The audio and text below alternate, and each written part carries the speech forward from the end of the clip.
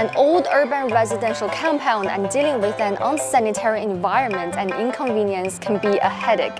I walk by this row of houses every workday on my way to lunch.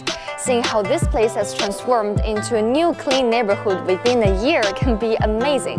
So today I'll find out how the residents feel about that change.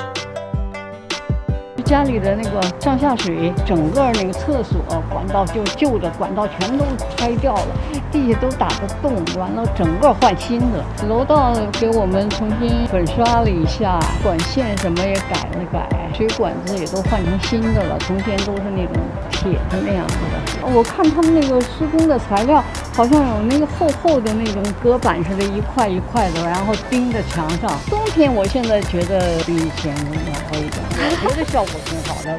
We can see that the buildings look much cleaner after repainting.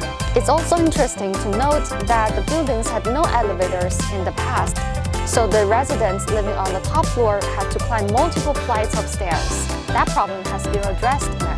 I also noticed that the newly paved road in front of the buildings is well maintained and tidy.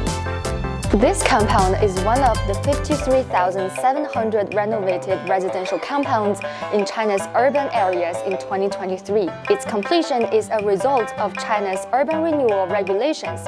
These include optimizing residential housing conditions, the environment of the compound, and their facilities. Beijing announced in January this year that it plans to renovate 300 compounds and finish renovating 200 this year at the second session of the 16th Beijing Municipal People's Congress. I will follow up on the urban renewal in China's upcoming 2 sessions in March and keep you updated.